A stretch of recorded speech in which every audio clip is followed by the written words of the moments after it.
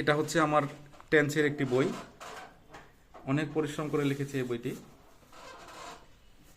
আমরা একটা জিনিস দেখতে পাই যে আমাদের বাচ্চারা টেন্স পড়ে, কিন্তু টেন্স তাদের কাছে ক্লিয়ার না। যদি বলা হয় এটা থেকে ওই টেন্স পরিবর্তন করো, কিন্তু তারা অনেক সময় পারে না। তো এই বইটি আমি এভাবে লিখেছি, প্রায় 100 পৃষ্ঠার একটি বই।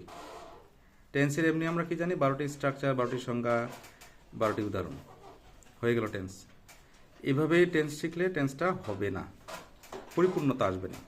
যদি আমরা মানে এটার যতগুলো যেভাবে শেখানো দরকার সেভাবে না শেখাই।